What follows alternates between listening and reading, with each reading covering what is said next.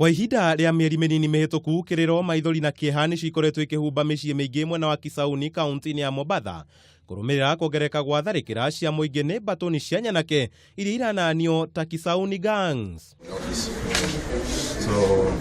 Gũkĩrĩ ũguo, Minista wa ugitiri wa thiinii Fred Matiang'i nĩ arutĩte mukaana kũrĩ nyanake iria iratabania tharĩkĩra ici, akiuga ihinda nĩ ikinyu aikaria mwena ũcio gũcokwo nĩ thayũ wao na kũninĩrwo guoya ũrĩa mahumbĩte ica ikuhĩ.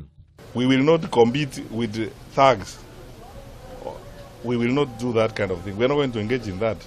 And we will not surrender an inch of this country to hoodlums and thugs. And if they are challenging us like they are trying to challenge us in this case of our chief, I want to tell them this wherever they are.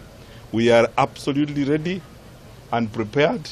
And we are coming for you. Matiang'i akiruta mũrũgamo ũyũ thikũ nini thutha wa cibu umwe mwena wa Kilifi gutharikirio akigeria kurugamia disco ya macakaya kuria kuratwika nikuo ikundi ici irabangira tharĩkĩra ciao. We are not even worried ourselves about Kisauni and so on.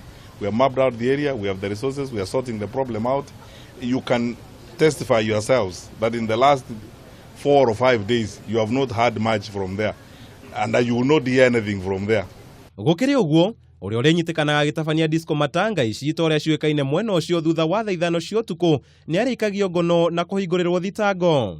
This thing called disco matanga is now no longer a question of celebration. You can see for yourself. It is an opportunity for thugs to engage in criminal activities. It's not a cultural issue. We have cases where our young girls are raped in these so-called disco matangas.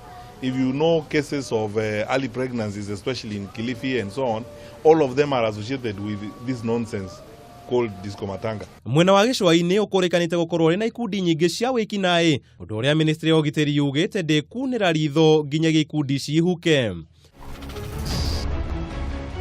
Andu-inĩ ha Kameme TV, njĩta kama wa Mwangi.